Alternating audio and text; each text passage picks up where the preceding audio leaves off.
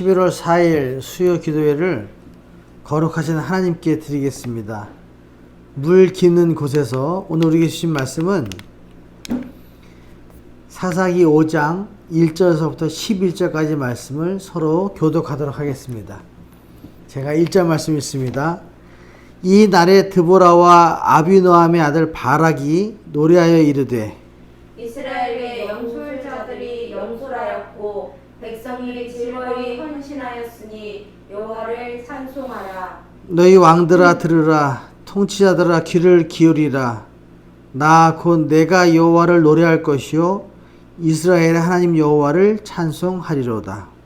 여호와여, 주께서 세일에서부터 나오시고 에돔 들에서부터 진행하실 때에 땅이 진동하고 하늘이 물을 내리고 구름도 물을 내었나이다. 산들이 여호와 앞에서 진동하니 저 신의 산도 이스라엘의 하나님 여호와 앞에서 진동하였도다.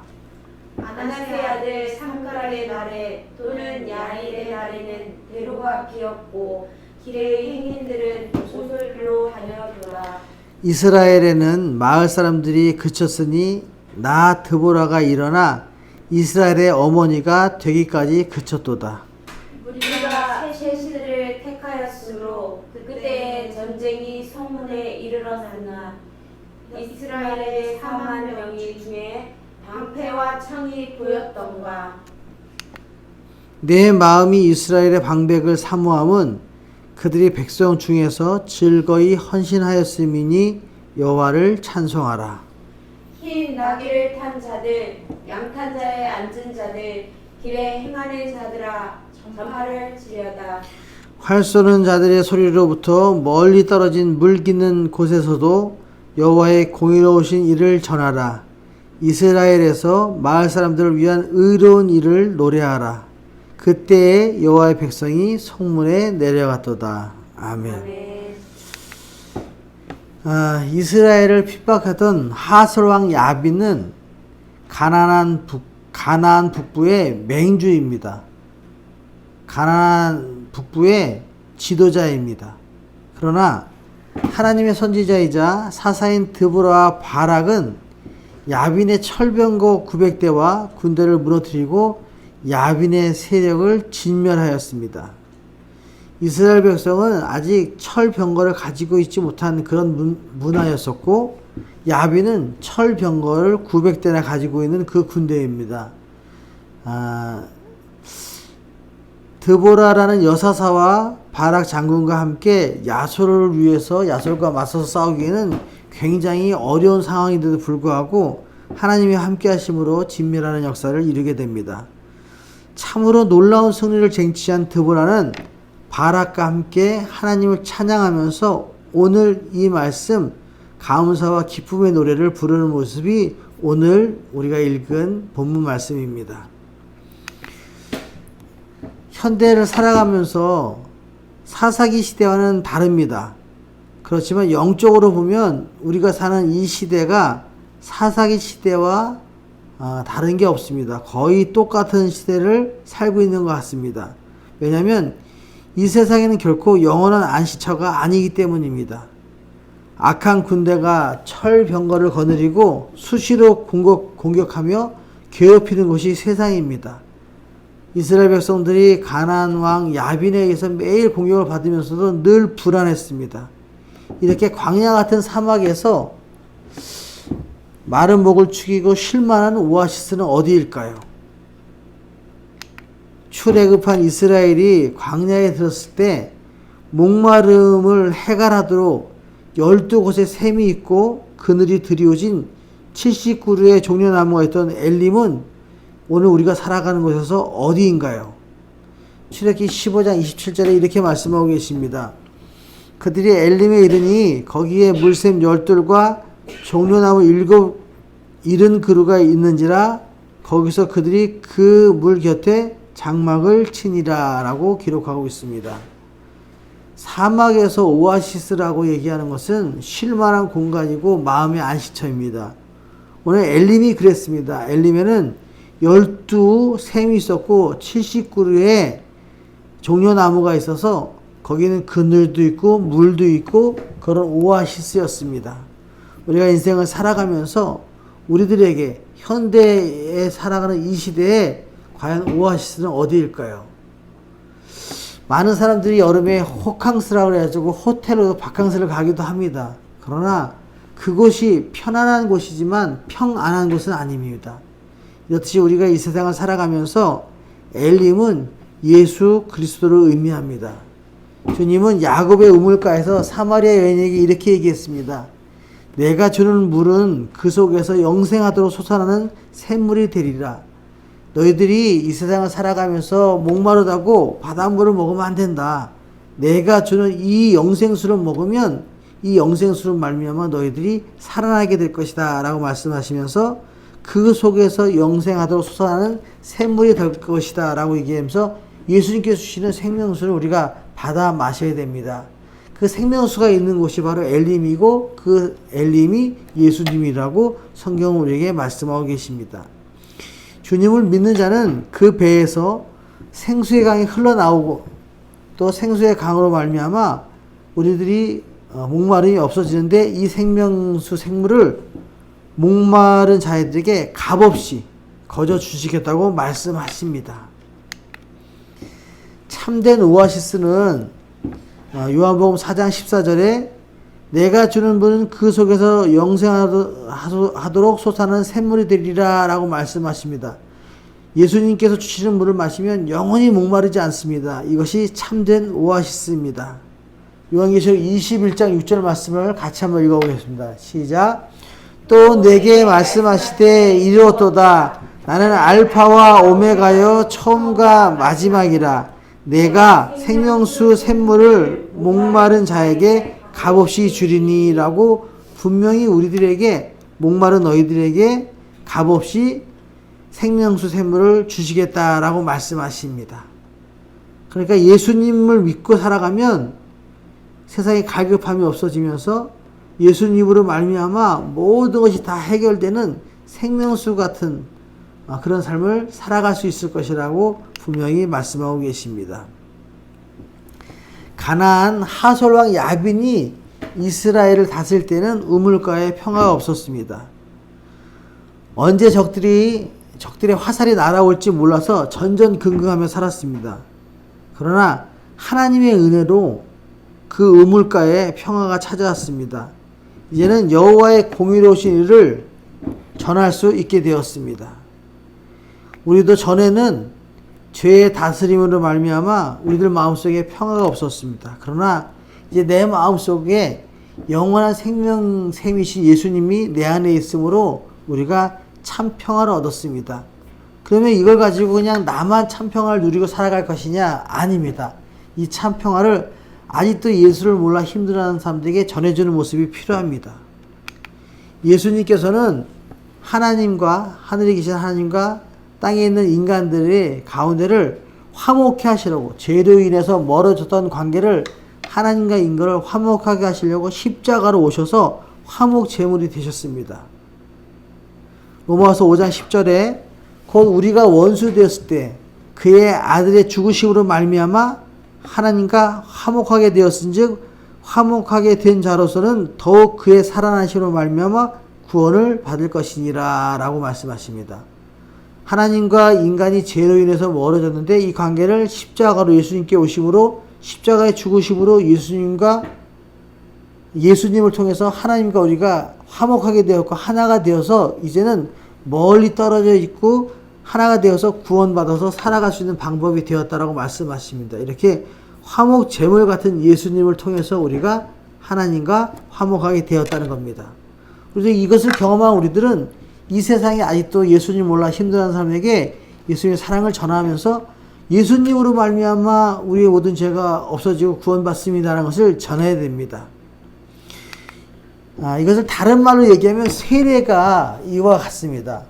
우리가 세례를 받을 때 물에 잠김으로써 우리의 가지고 있던 옛 모습은 다 죽는 겁니다. 그리고 예수님과 합해서 이제 죄의 몸은 죽고 물에서 나음으로써 부활하신 예수님과 함께 새 생명으로 살아나게 되는 겁니다. 세례도 마찬가지고 십자가의 죽으심도 마찬가지고 이거를 경험한 사람들이 예수님과 하나가 되게 됩니다. 그러니까 예수님의 고통에 참여하고 그 아픔에 같이 동참하면 예수님의 부활하신 영광스러운 자리에 함께하게 됩니다. 예수님께서 십자가에 죽으신 것처럼 우리들도 우리가 가지고 있는 죄악들을 다 십자가에 매달아 죽게 하면 이제 새로운 모습으로 태어나서 하나님께 영광을 돌릴 수 있는 존귀한 존재가 될 것이라고 성경은 우리에게 말씀하십니다. 이렇게 세례를 통해서 우리가 죽고 새로운 모습으로 거듭나는 이런 모습이 필요합니다.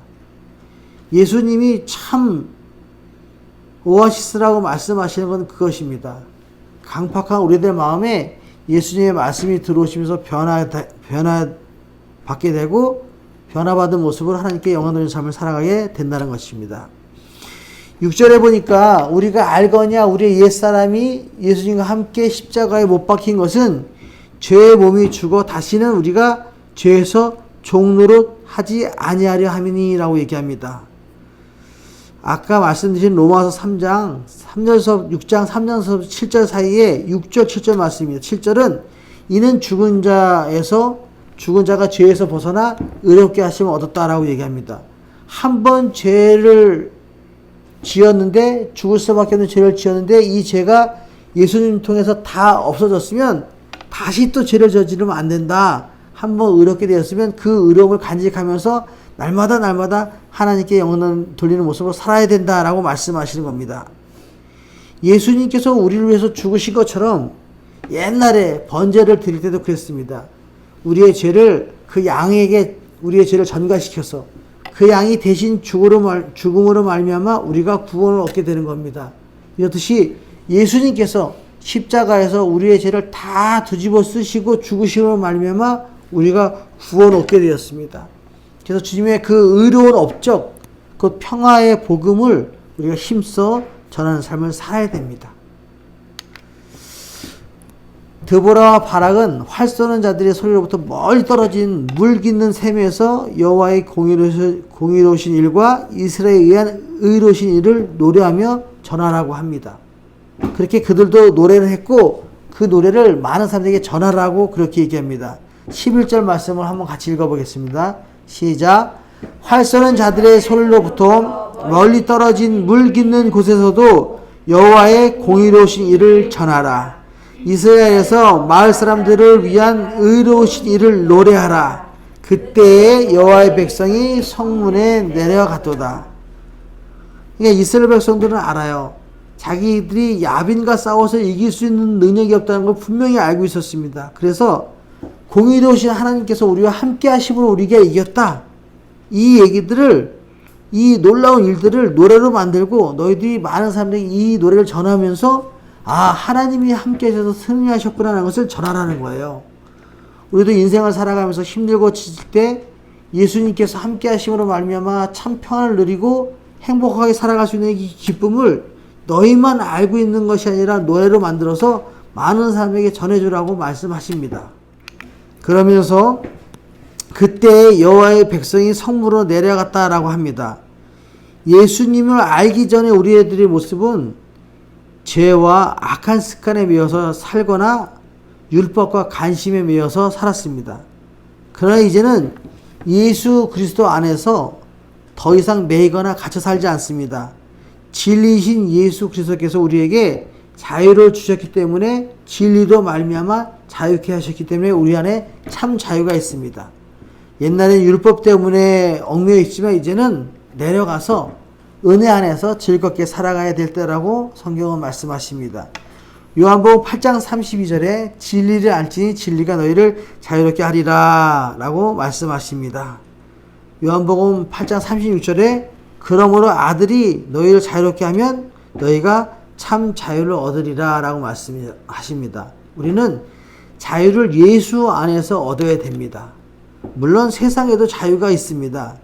그러나 저 세상의 자유는 마음대로 악을 행할 자유라면 우리 하나님 자녀들의 자유는 얼마든지 거룩하게 살 수 있는 자유입니다. 그러므로 우리는 그리스도 안에서 결코 정죄함을 받지 않는 해방을 누릴 수 있습니다. 로마서 8장 1절 2절에 이렇게 말씀하고 계십니다.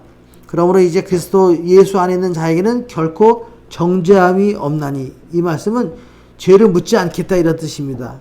2절에 이는 그리스도 예수 안에 있는 생명의 성령의 법이 죄와 사망의 법에서 우리를 해방하였습니다 라고 분명히 말씀하고 계십니다. 예수 안에서 자유롭게 되고 예수님을 마음에 모시고 살아가면 죽을 수밖에 없는 사망의 법에서 해방돼서 생명의 성령의 법으로 살아가서 진정한 삶, 기쁨이 넘치는 삶을 살 것이라고 성경은 우리에게 분명히 말씀하고 계십니다. 오늘 드보라와 바락의 노래를 통해서 가나안 왕 야빈을 이길 수 있는 방법이 없었는데도 불구하고 하나님께 함께 하심으로 이스라엘에게 참 자유를 주신 것처럼 우리들도 아무리 어려운 상황 속에서도 생명의 샘이신 예수님을 내 마음속에 모시고 살아서 내 안에 사망의 법이 아닌 생명의 성령의 법이 가득한 삶으로 하나님께 영광을 돌리는 저와 여러분의 삶이 되시기를 예수님의 이름으로 축원합니다. 아멘. 적용입니다. 생명샘이신 예수 그리스도 안에서 늘 생명수를 마시며 사십니까? 이 질문은 인생을 살면서 바닷물 같은 세상의 물을 마시며 사십니까? 아니면 우리의 갈증을 없앨 주님의 생명수를 마시며 사십니까? 라는 질문과 같은 얘기입니다. 아무리 목마르다고 예수 믿는 사람이 바닷물을 가지고 나의 갈증을 해소할 수는 없습니다. 예수님의 생명수로 살아가는 우리 모두가 되길 소망합니다.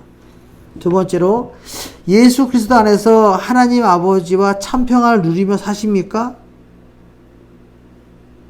예수님의 그 크신 사랑과 하나님의 평안을 원하는 마음을 가지고 살면 마음에 평안이 옵니다. 이 평안은 저절로 오는 것이 아니라 기도하면 우리 안에 평안이 찾아오고 평안을 주시겠다고 말씀하십니다. 이렇게 늘 기도하면서 예수님의 참된 평화를 소유한 저와 여러분 삶이 되기를 소망합니다. 셋째, 진리이신 예수 그리스도 안에서 참 자유를 누리는가? 진리가 너희를 자유케 하리라 라고 얘기한 이 진리는 예수님을 말씀하십니다. 예수님이 내 안에 계시고 그 진리 안에서 함께 예수님의 율법 안에 말씀 안에 살아갈 때 진정한 자유가 있다는 겁니다. 예수님 안에 있으면 좀 답답하고 잡혀 있는 것 같고 이런 마음이 들지만 사실은 예수님 안에 있을 때 참된 자유가 있습니다. 세상에 뒤처지는 것 같습니다. 예수님과 함께 있으면. 그리고 또 이건 2000년 전의 일이라고 생각합니다. 그러나 사실은 예수님의 말씀 안에서 위로를 받고 자유를 얻어서 거룩한 자유를 통해서 하나님께 찬양하고 예배하는 그런 모습으로 살아가기를 예수님께서는 바라고 계십니다. 그래서 예수님 안에서 참 자유를 가지고 하나님께 영광을 돌리는 저와 여러분의 삶이 되시기를 예수님의 이름으로 축원합니다. 아멘. 기도하겠습니다. 이스라엘 백성들이 힘들어할 때 하나님은 드보라와 바락을 통해 야빈의 철 병거를 무찌르며 우물가에 평화가 찾아옴을 저희들이 말씀을 통해 깨닫습니다. 우물가의 평화는 죄로 인해 하나님과 멀어졌을 때 하나님과 우리의 관계를 화목하게 하시려고 오신 화목제물 예수님에 의한 평화였습니다. 이것을 아는 우리들은 항상 죄에서 벗어나 주님의 말씀에 순종해 예수 안에서 누리는 참 자유를 누리며 살아 승리하게 하옵소서. 메마른 사막에 오아시스인 엘림이 있어서 많은 사람들을 쉬게 하고 자유와 생명을 지킨 것처럼 우리들도 세상에서 주님의 사랑으로 엘림과 같이 생명수와 기쁨과 행복을 전하는 우리 모두가 되게 주님 인도해 주옵소서.